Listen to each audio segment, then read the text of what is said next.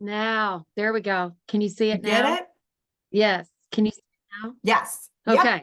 I was working on getting it up. Oh, Okay.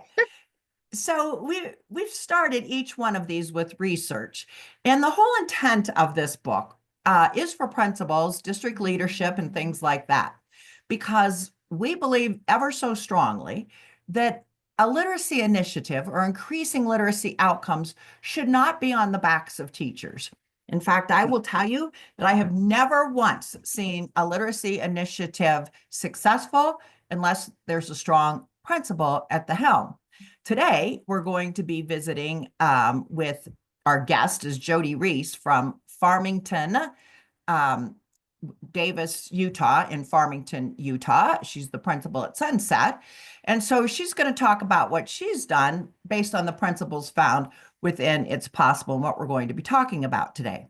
But here's another piece of research. I shared one yesterday or last week, and last week's was on the number of studies, how much stronger a good instructional leader is, a good principal is, than an intervention based on 757 studies. So having a strong principal is incredibly beneficial.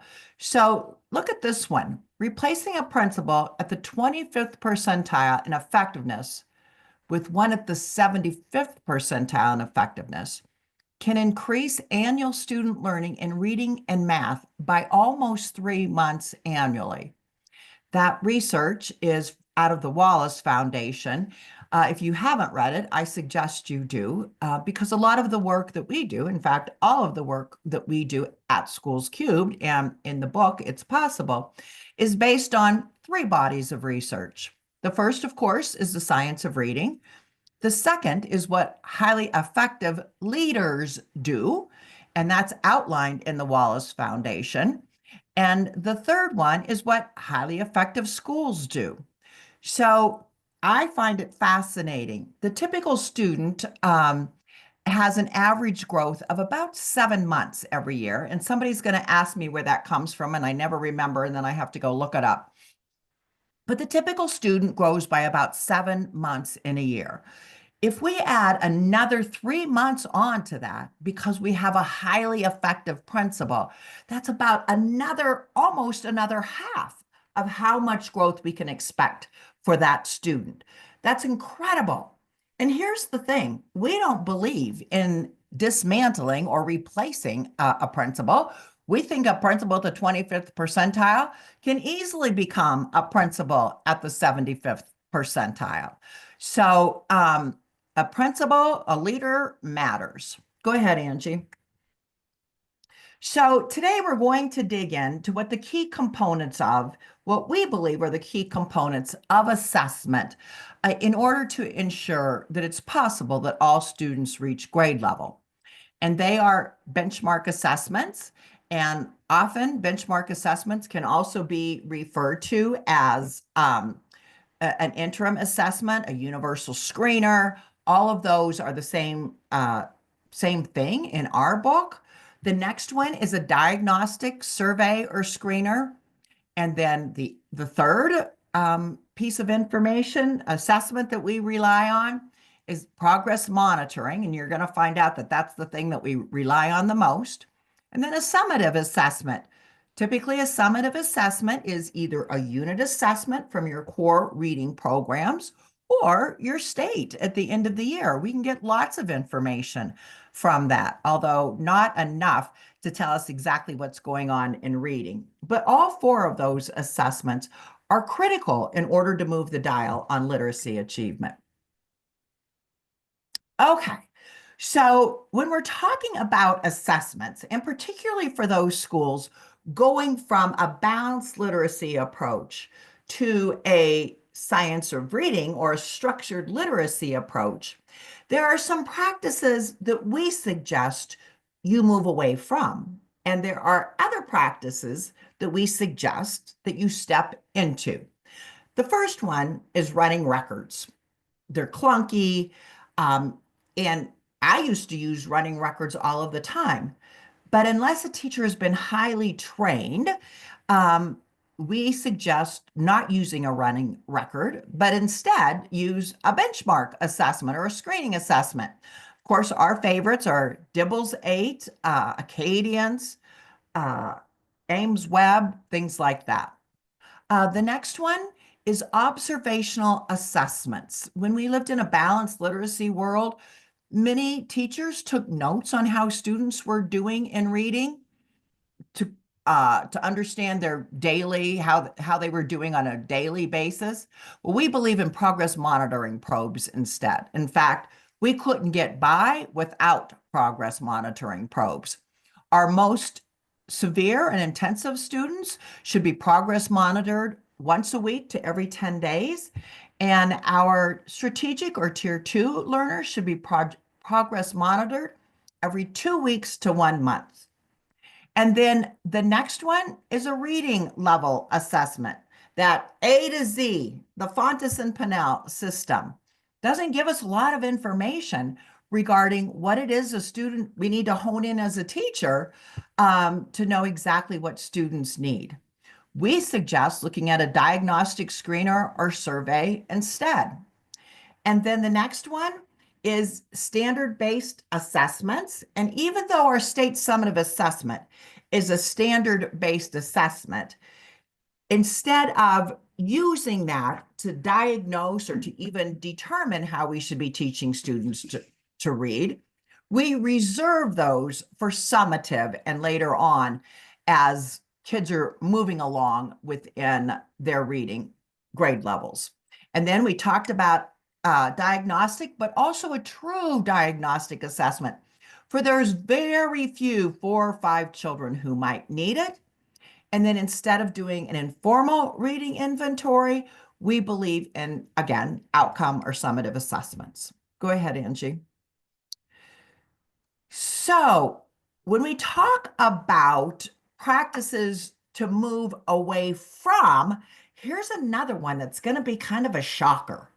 And that is we go into many, many schools and we see when students are grouped together for small group that they're actually being grouped based on red, yellow, or green. And that's how often they come to the teacher table for small group. Yet we believe strongly that we call that the instructional level. We believe the instructional level only gives us a bird's eye view of how students are doing. And we rarely suggest grouping students based on that instructional level. We look at it first to see overall how we're doing, but not to differentiate our instruction. Okay, go ahead, Angie. So one of the things that we think is important in a structured literacy environment, and particularly if you're passionate about moving all students to grade level, is to ensure that we have protocols. The protocol that you see here is a benchmark protocol. And though, as I just stated, we don't group students based on their instructional level from their benchmark, we do believe that benchmark information is very critical to examine how we're doing overall as a school, as a grade level, as a teacher. And we also use benchmark data to see how all students are doing in total, to find out where we can use our resources and things like that. So each benchmark, beginning, middle, and end of the year in the book, It's Possible, is nuanced to bring out the questions that we should be asking at each of the steps along the way. As an example, at the beginning of the year, when we do our first benchmark, we want to make sure how all grade levels are doing, and do we need to change our resources? Here's an example. In kindergarten, typically you get what you get because we don't have the ability to level classrooms and make sure they're equally adjusted based on skills. Instead, you just get what walks through the door. So if you haven't examined that benchmark information, you might have one kindergarten teacher that has 15 students in red and intensive with intensive needs. And you might have another kindergarten teacher that only has 5 students in need. So at the beginning of the year, we analyze our benchmark data to see what teachers need help and where we might put our resources. Go ahead, Angie. So benchmark assessments tell us broadly how students are doing. We can use them to analyze what groups of students are making gains and which are not.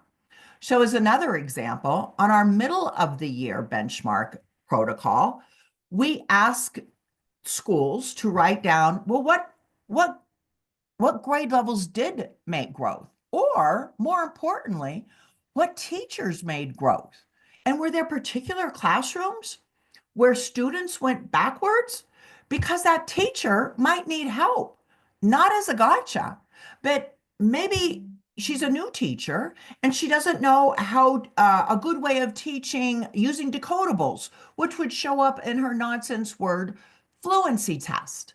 So we use that to see, does someone need help, both the teacher or the student? So again, the questions are a little bit different on a benchmark protocol at the middle of the year than they are at the beginning of the year.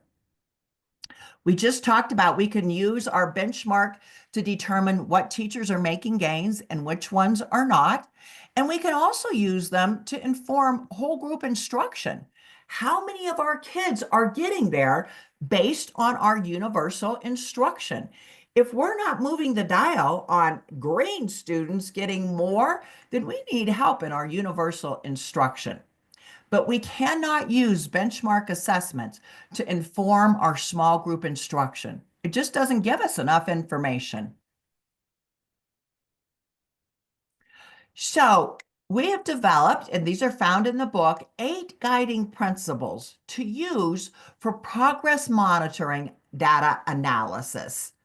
The first one is a big one. I'm not going to go through all of these, but look at this.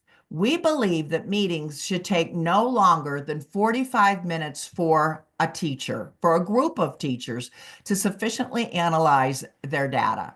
And we believe that every student can be examined during every progress monitoring or every data meeting. Holy cow, how do we look at every student during on their progress monitoring? Every single one. And you'll see we do in just a minute. Go ahead, Angie. So, as I've said, progress monitoring is really where the rubber hits the road, as far as if you really want to move the dial when it comes to increasing literacy achievement for all students. So the first thing is students need to be progress monitored on the skill in which there is a deficit. They also need to be taught on the skill that is the deficit.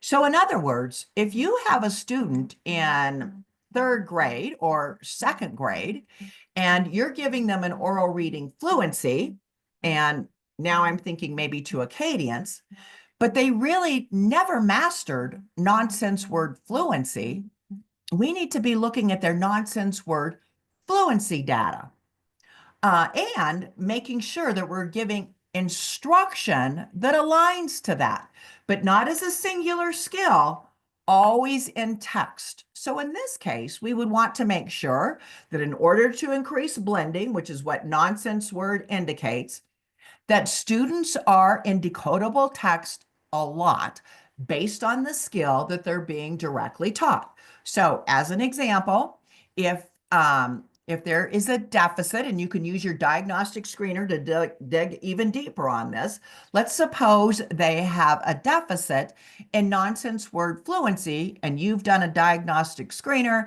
and you know they have trouble with short A and short O. You're going to go back and directly teach that in small group instruction, and then have them practice with short A decodables. So always aligning our instruction, direct instruction for 2 or 3 minutes, and then reading, in this case, a decodable text. Oh, Thank you. Sorry. That's all Sorry. right. So if a student has not mastered phoneme segmentation, then they need intervention in that area. We're not suggesting that they only receive an activity that's aligned with that, but rather activity, not activities, instruction that also gets them reading into text as quickly as possible. Go ahead, Angie. So we have another system. We have a very specific system, and this is how we can get it done in 45 minutes.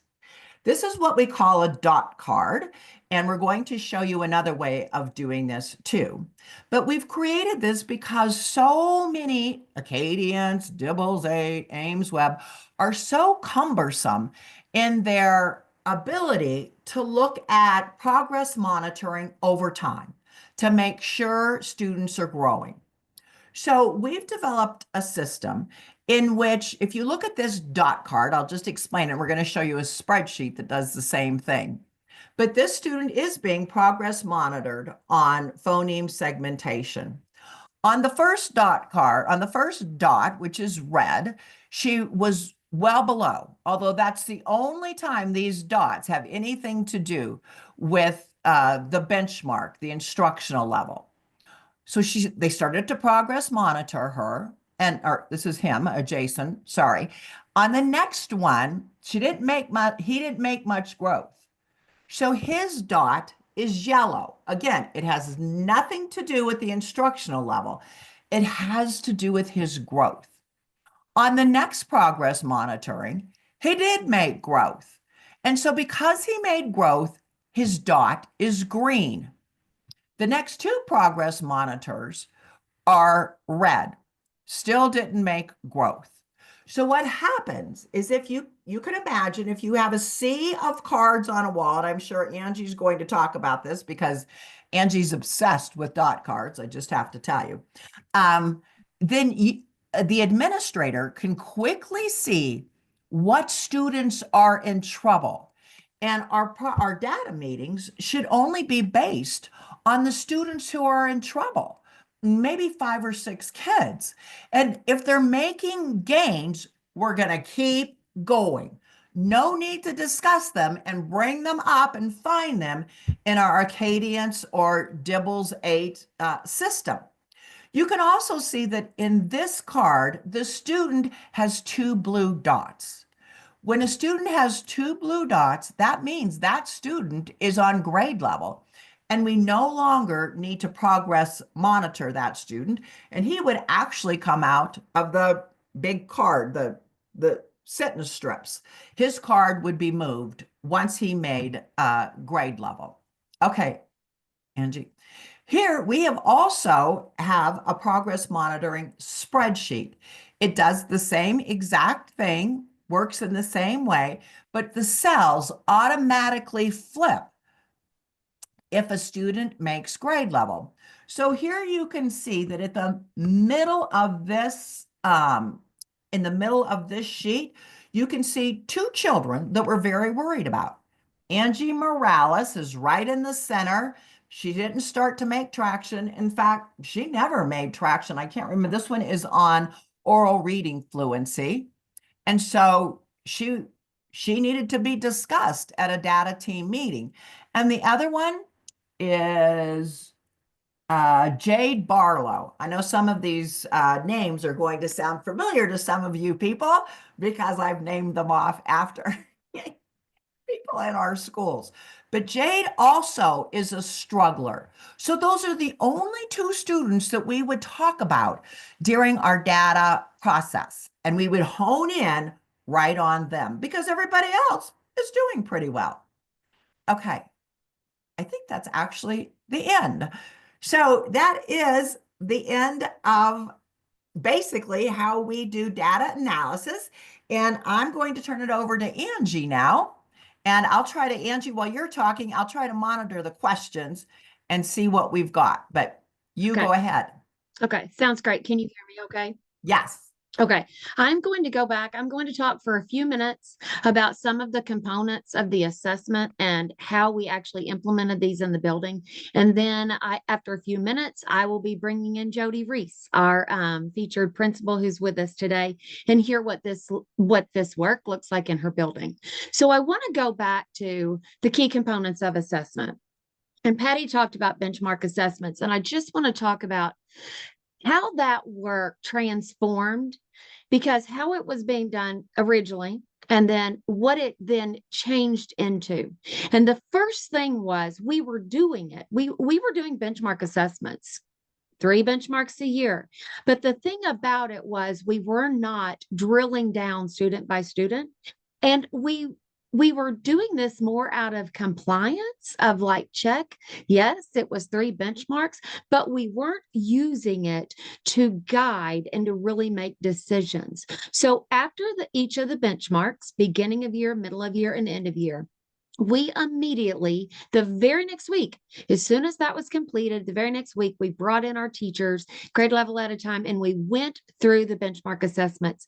In previous years, when I had been a teacher, before I was a principal, and I had done this as participated at these meetings as a teacher, we would be given the percentage of green, yellow, and red. We never went down to the student level. And so there was limited growth there because we weren't taking these student by student by student. So when we started working with Schools Cubed, we not only met immediately after the benchmarks, and we developed a plan, and we determined which students needed intervention. And we looked at every student who was not at the 50th percentile or higher, which students needed intervention, and based upon the benchmark assessment, what intervention would they receive? If we could not determine it, we would then look at a diagnostic screener to maybe see where they would be placed in the program that we were using.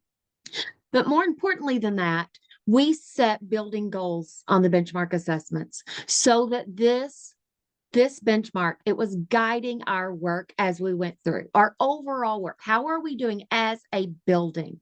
We set building goals for middle of the year and end of the year. And then at our meetings, we would look at, are we on pace to hit that middle of year goal? Are we on pace between middle and end of the year? Are we on pace to hit that end of year goal?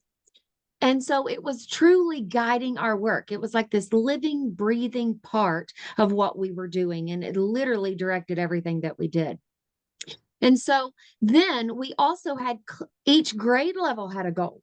Each grade level, what percentage of students were at the 50th or higher? Where did we want them by the end of the year? And then from where they were at the beginning to where they were at the end, where would about halfway be? And we would set that as our middle of the year goal. And we set rigorous goals for ourselves. We had very high expectations for our students and ourselves, and then we met.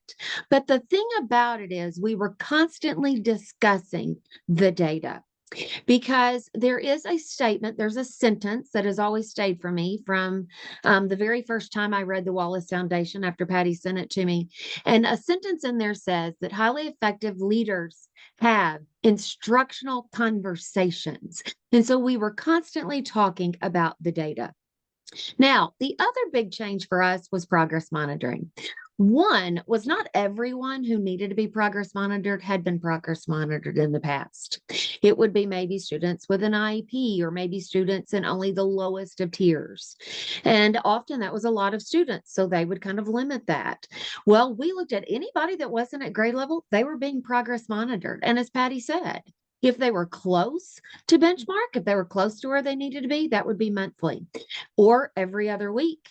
But the students who were strategic, the tier 3 students who seriously we needed to look at, we progress monitored them weekly, and it was done consistently with fidelity. But it wasn't just done as, again, it had been done in the past. It was talked about, every single student. And so that leads me to dot cards. So I'm going to now advance to the dot cards. And Patti's right. I became obsessed with the dot cards. Now, as a leader, I want to point out this was the biggest change that we did. in my time as leadership at Matthews Elementary. And it was by far the thing that I had probably, I would say, in looking back, the most pushback from. And in retrospect, I honestly believe it's because one, as a team, we did not understand the power that these cards would have. That was first and foremost. The other thing was, I don't think teachers and really just teachers in general, not just our school, I don't think that everyone understands exactly what progress monitoring tells us.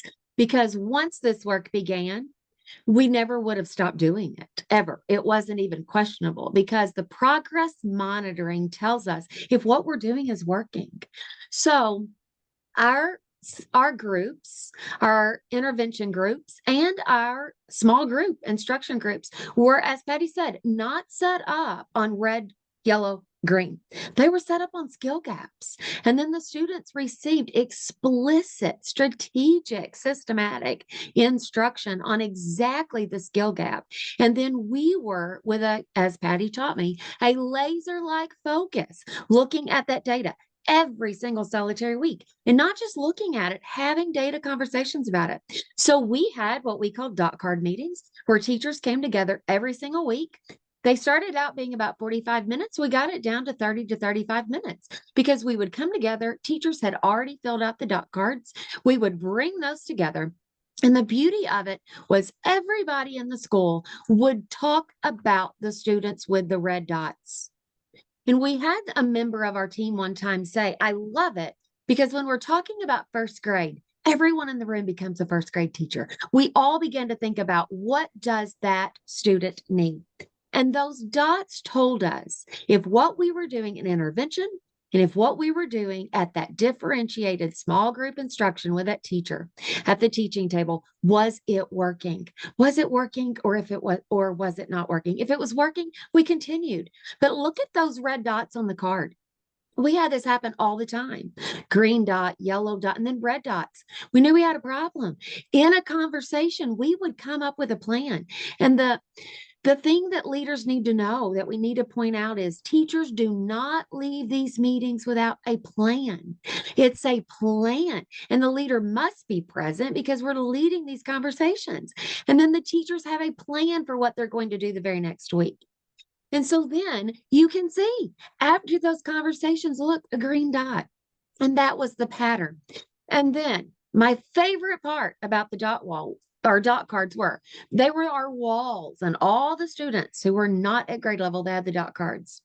But the beauty of the work is if you're doing it and you're looking at it every single week and you're having the discussion every single week, that's when progress happens. As Patty said earlier, this right here, this is where the rubber hits the road. This is when the data starts going. And this is when the students start making growth. And we were able to have celebrations and take those dot cards down. And we kept them.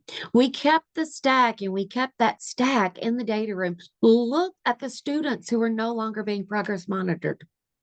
Look at the impact that the teacher's instruction and that the interventions that the students are receiving. Look at the impact it's having on the students.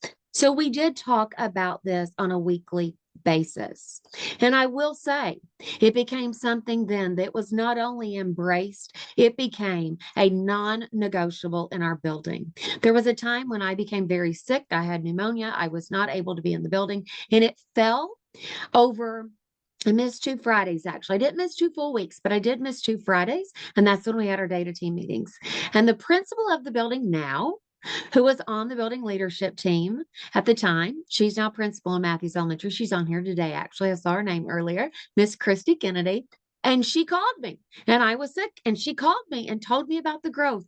And I'm such a dork. I have goosebumps right now thinking about it. They had the meeting without me there, because it had become such a vital practice of, is what we're doing working? So the big changes were, we met immediately after the data. We used that benchmark data to see how are we doing as a building? our program, our reading program, the resources we're using are we making progress as a collective building?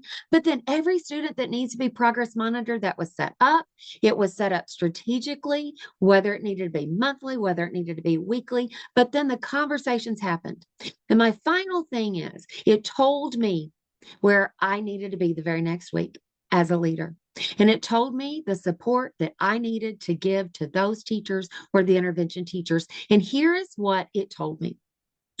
Let's say, and you could stand at the doorway, and I would model this for visitors when they visited our building. I could stand at the doorway and say, let me tell you, see those 6 guards? That's where I need to be next week. And if you look, they're all in the same classroom.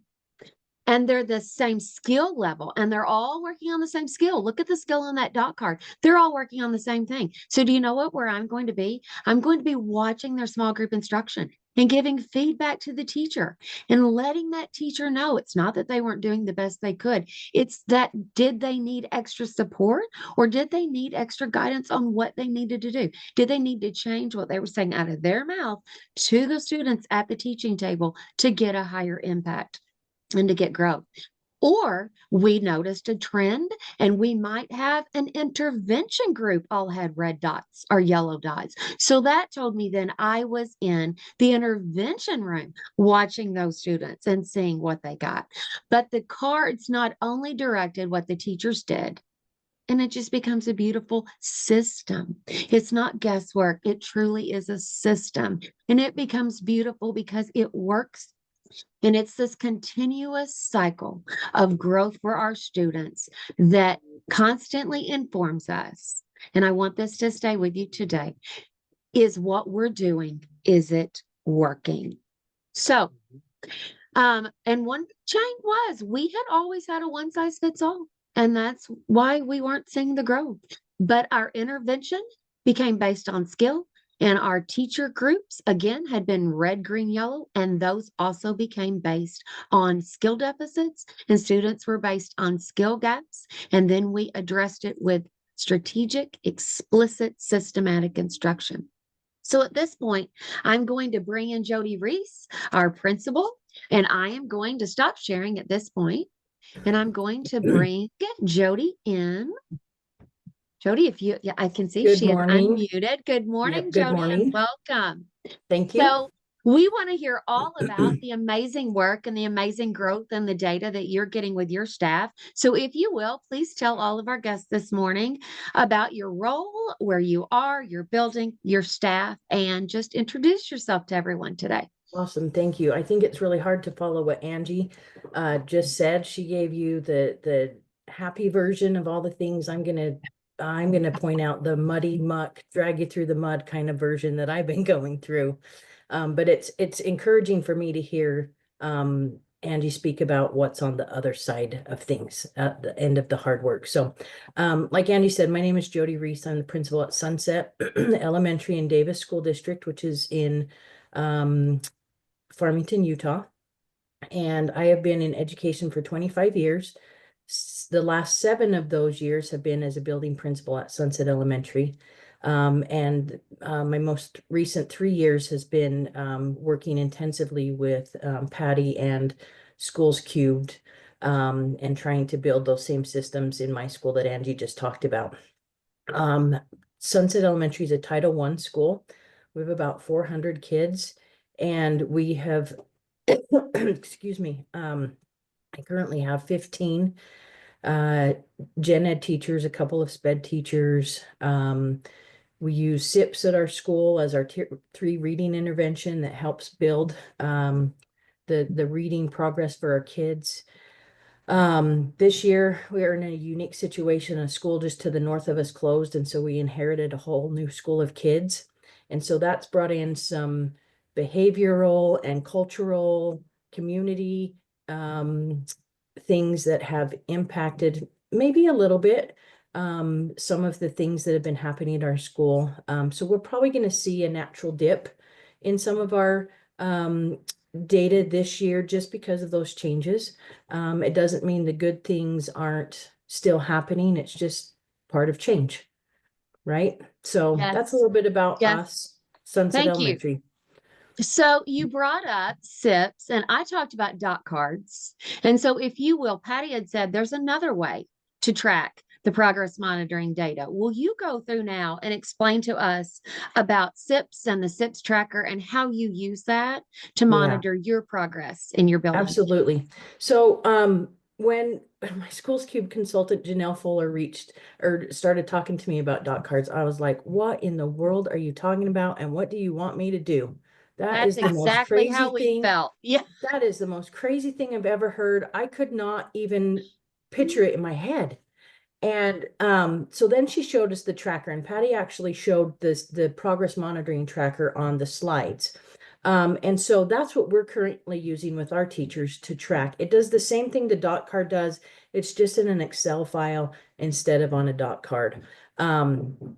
We are still in the getting dirty with it, trying to sort it out, trying to convince teachers that it's the right thing to look at and how to use the data. But we're well on our way to using that successfully. Speaking of SIPs, SIPs is our tier 3, and I'm going to share my screen really quick. Okay, I wonderful. hope if I can I hope make yours this goes better work. than mine did. Okay, so we use SIPs as our tier 3 intervention. And so these are generally for our kids that score a composite score in the red or yellow if you're using Dibble's Acadians. And this is a tracker that we used. The orange box on the side of it, I've just covered up the names of our kids for their privacy. Oh, this is not the right one. Hold on. Okay. This is my version of the dot cards. Sorry. I need this one. Did it switch? It did. Yep. Yes, you're good, Okay. Jody. Okay. So this is our, again, the blue box, just, I don't want you stealing my good tutors, so I didn't put their names up on the screen. Okay. But this takes us through, these kids are grouped, and so you can see in column G, it gives the level of the lesson where the kids are. And then after every 5 lessons, they have a mastery test. And so these kids get a score on phonics and sight words, basically telling us, is the instruction in SIPs working for these kids? Are they mastering the skills that SIPs is teaching them? So anytime there's a green on the screen, and I'll kind of slide over so you can see, but anytime there's a green, kids are mastering. Anytime there's a red, they haven't quite hit that mastery level yet. So what we do when we look at this is we will now go in and look at those individual kids, compare it with their progress monitoring data, and say, are we seeing that same trend? Are the greens growing in their progress monitoring? And typically what we find is, yes, that's true. And our reds are kind of stagnant.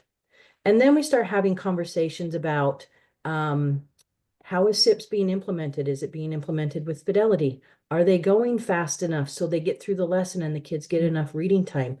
Are teachers supporting the SIPs work back in the classroom so those kids are getting double doses of those skills? And recently we've even had conversations about, is this SIPs tutor, the paraprofessional that's teaching SIPs, are they the right one to be teaching this group of kids? Or do we need to make a switch in the people giving the lessons so that it's more impactful for those kids? So this is just another level of data that we use to track our tier 3 intervention, and compare that with the growth that we're seeing or not seeing according to Acadians data. Thank you for sharing that. You're very welcome. In our prior conversation, in planning for this, you talked about one of the levers for change was truly the instructional conversations that you have with your teachers and your staff. Can you expand on that a little bit? Because Yeah. Patty, the book really goes into that it's the leader. It's the leader who needs to be having these conversations and doing this work and truly leading it. So can you talk to us about how you've done that and the impact it's had in your building? Yes, it has been the hardest 3 years of my career.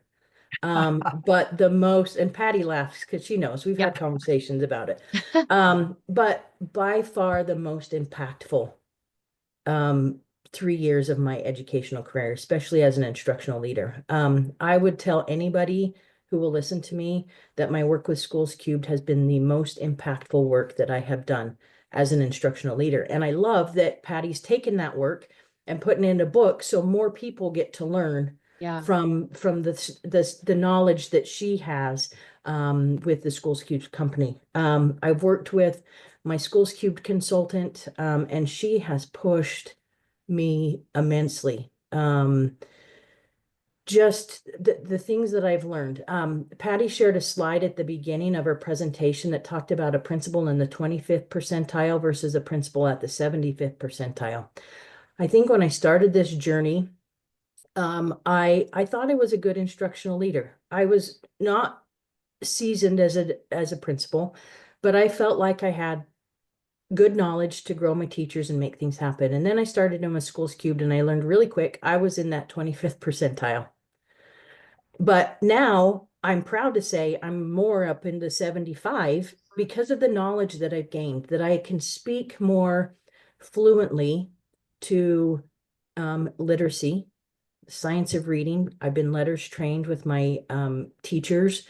The conversations around data and progress monitoring. When we first started this, I was the red, yellow, green principal. They're red. We got to fix it.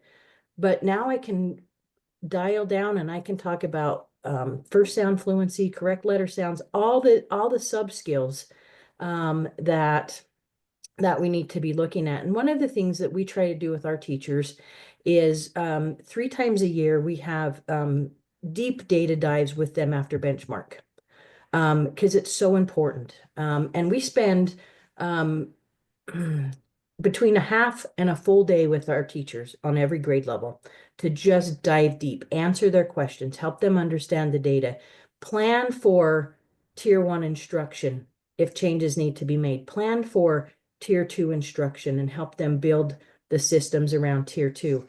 And then about every 6 weeks after that, so partway in between those benchmarks, we have a shorter, about 45 minutes is what we have, progress monitoring data dive with them, where we look at how are they doing, what kids do we need to focus on, who can we move, who are we not moving, why, what's working, what's not, and then continue to revamp our plans for that small group intervention time. So those are some of the conversations we have, and it's not me alone. I have an amazing instructional coach who is far wiser than me, and I'm glad I get to learn from her every day. And she's actually on the call today, and I love that I get to work with her because I couldn't do this by myself, but I know and understand that it is my work to do, to lead. I have to lead. I can get a team around me to support me, but it's absolutely my work to lead. And when my teachers see me being able to eloquently talk, sometimes, about literacy and the things we need to do, it really truly makes a difference. Because then they know what I'm talking about, and then I'm going to hold them to it. Absolutely. So this is often, though, a big learning curve for an administrator. And that Oh, was one of boy. the things that you and I talked about in the prior conversation too. It's a big learning curve for for the staff as well, but for the Yeah. administrator leading the work. Can you expand on that and how you felt? Because I think it's powerful for other leaders to hear that it is a learning curve. Yeah, it definitely is. So I remember it was about this time 3 years ago, I got a phone call from our then director of teaching and learning, who now happens to be a consultant with Patti. Patti steals all of our people. Yeah. But she called me and she says, hey, I have this opportunity to work with Schools Cube. She gave me the 30-second version of it, and I started to cry right on the phone because I knew that this is exactly what our kids needed, because we had struggling readers and we were okay with 40% of our kids being proficient. And that was just gut-wrenching to me. And so I didn't even know what I was saying yes to, but I said yes. And there were days that I was like, forget it, this is not worth it. But truly, it has been the most impactful work. It is a huge learning curve because administrators typically don't have a literacy background. Some might, if they kind of came up with literacy as they, progress through their career. I did not. I was a balanced literacy teacher in upper grade, so I had no idea what phonics was or phonemic awareness. I just gave kids a book and said, here you go, do your best. And so I had a lot to learn. I had to learn the things that that younger grade teachers just knew because they worked with phonics, they worked with phonemic awareness, they worked with sight words. I didn't know those things. And so um, there were days that I was just defeated, completely defeated, thinking, I can't do this. This is too hard. I know it's the right work, but it is killing me. I just don't have the capacity to do this. But I will tell anybody again that wants to listen, you do have the capacity to do this. You have to give yourself grace because it's hard, but it is the right work, and it's the right work that administrators need to be involved in. Yes. Get yourself a team that's going to continue to support you and grow you. I'm grateful for, Patti and Janelle and Schools Cubed, and for my literacy coach, and for my district and the way that they support us with this work. But it is hard and it's messy and you're going to hate life. But when you start to see teachers get it, and you start to see the progress that the kids make, it makes it all worth it. And I do it 1,000 times over. Yes, Thank I you, totally Jody. agree. Thanks for sharing that. You're very And, welcome. and it's important to point out too that I had been an instructional coach, so I've had some of the literacy background, and and had done consulting work, but the part that my learning curve was, I didn't know the systems and structures piece. I Yeah. did not know the systems piece. And when I was setting that up, it was all completely brand new. And I was the same way, like, can I do this? I mean, Yeah. it is that learning curve, but it is so important to just get in there. And as you said, start the work. And then Yeah. the teachers see that you're learning right along with them. And it is about building that team. And then the team collectively grows together as you do the work. Because I think I saw it's hard to talk, listen, and watch the chat box. But I think I saw someone point out that, I had principal training. I had some state principal training as first year principal. I had also had a master's and a specialist degree, and never had I heard about systems and structures, and never had I heard about Yeah. being an instructional leader. Yeah. So thank you for expressing how important it is for the principals to lead the work. And you did a beautiful job of really describing what that work looks like. And kudos to you and your staff for embracing it. Thank you. I always say too, hardest work I've ever done, but by far the most rewarding. At Yeah. this point, I'm going to Can I bring can I Patti say one in. more thing? Can I Of say one more course. thing that just came to Absolutely. my mind while you were talking? Yes. I know that there are some administrators on the call, but I know there's some instructional leaders or instructional coaches on the call. I just want to speak to my instructional coach for a second. She pushes me. This last round of data meetings that we had with our teachers, she very easily could have taken it and done an eloquent job of it, because that's her scope of her work. Mm-hmm. She made me do it. She made me run it as the instructional leader. And I'm grateful for that. At first, I was like, oh no, I'm not ready for that. She made me do it.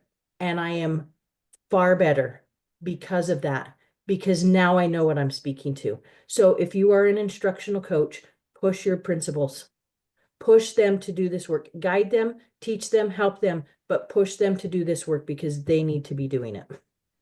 Oh, so well said. I got goosebumps from that. Patti? Well, yes, I want to jump in and take off from what Judy said right there, because here's why we can't just turn this over to the instructional coach folks. Number one, it's the principal who's the evaluator, not the instructional coach. And it's the principal who needs to establish a culture of all means all. So that's up to the principal. That's not up to the coach. It's the principal who needs to put into place the systems that are going on in the schools, not the coach. And I was in Utah, and some of the people who I spoke to all day are on this call. And I just want to say, I want you to imagine this, that if we really want to get 100% of kids reading at grade level, which I will tell you, I know is possible. That's why the book is called It's Possible. We can't do it if only 50% of the teachers know how to do it. And when we're talking about instructional coaching, it's, as it should be, voluntary. Please help me with this. That's exactly what it needs to be. But we have found that about 50% of the teachers don't ask for help. So then who is that incumbent upon? The principal must lead those teachers as well. So the work that we see happening in schools where we move the most students is because the principal is leading the work. Sorry, I just had to add that.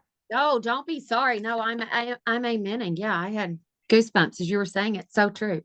Patty, did you happen to see any questions in the chat box that you would Yes. like to address? Yes, there is Okay. one. Jody talked about triple dosing, and she's right. Principals or tier 3 students should be triple dosed. And here's how she does it. All kids get core literacy instruction, and then her tier 3 students, in addition, receive SIPs for their intervention.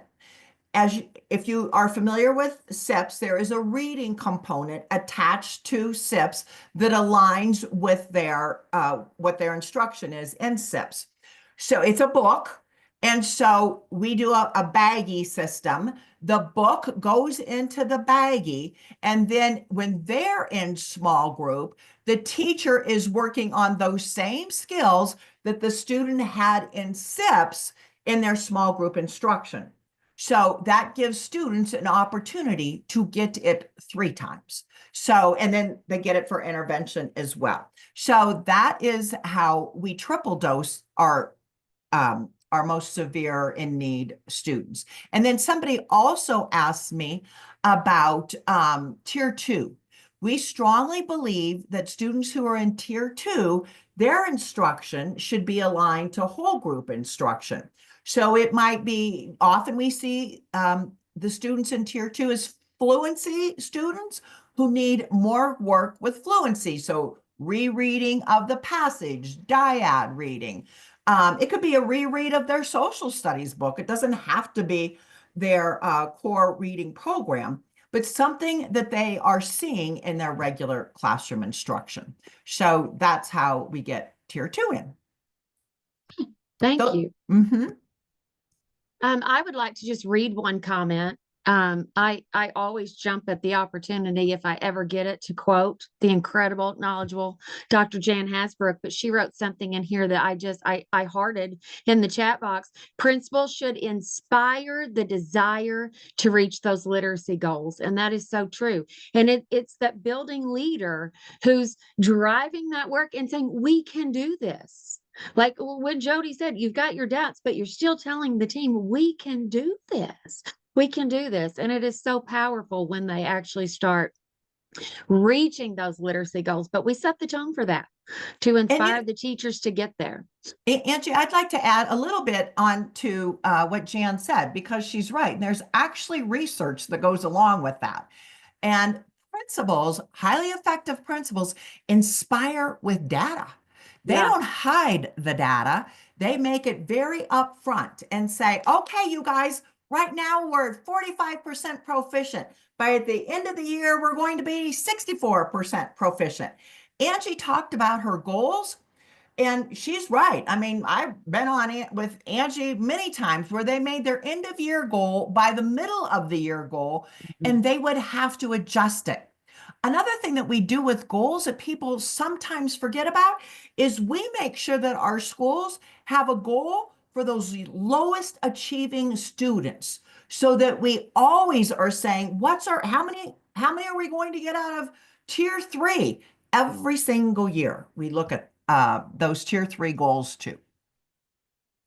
So at this time, it's time to wrap it up. So I'll ask anybody if anyone has a closing thought, and then we'll go to Donna to see who our prize winner is today for our giveaway book. Jody, is there anything you'd like to say in closing? No, just thank you. And you guys are doing the right work. Literacy matters. Thank you, Jody. Thank you, Jody. And thank you for the work you're doing, you and your amazing team. That's right. I would just like to thank everyone for being here. I will say this because Patti Montgomery won't say this. So I'll say this, but she kind of has a little harder time saying it. The beauty of Schools Cubed is that when you do the work, the growth happens. It just does. It happens. I feel personally, because I've lived it, it is the answer to transform and turn every school around in our country. The beauty, though, is now that it is in book format and it's not just a sales pitch. I honestly believe this because, Schools Cubed consultants couldn't get into every single school in our country, but we now can have the book on the desk in the office with a leader in every school. And so that then they can actually learn what this work looks like. It's there. There are resources in there. So sorry for that sales pitch, but Patti Thank doesn't you, always Angie. do that. And I just wanted to say that. So Patti, do you have Thank anything you. to say before we turn it to No, Donna? no, that was lovely. Thank you. I'd like Well, Donna you're to end. welcome. You're welcome. Donna? All right, everyone. That was so informative.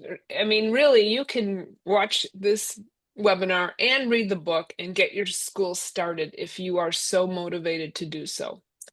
So our winner today is going to be Christina Samuelson from Texas. She was our first arrival on the scene this morning, so I think she deserves this book. Congratulations, Christina. Please put your name, your address in the chat, and we will send that book to you along with a bonus dot card. Dot card. And you know what, Donna, someone asked me and I forgot to, or someone put a question in the chat, and it was how big are the dot cards? You can do them on either a 3x5 card, which I think Angie did, or a 4x6. And so I will attach that to the recording so that you can make your own dot cards. Beautiful. And I know when I was at Angie's school, they had that I think in the teacher's lounge, I think. The data room. It was in the data room. Oh, the Yeah. data room. So Yeah. it's where no parents are Kids. in there, Mhm. and you can also put, some sort of shade or something over it if you want to keep it very, very private. Just a little tip there. Okay, my friends, I love this work. It just gives me chills, and thank you all for being here, and we'll see you Thank you. next week. Yes. All right. On Thank you. collaboration. Thank you. Hey, Very Patti good. and Angie, Bye. there was a Yes. there was Go a ahead, question Jody. there was a question in the chat about a certificate of attendance.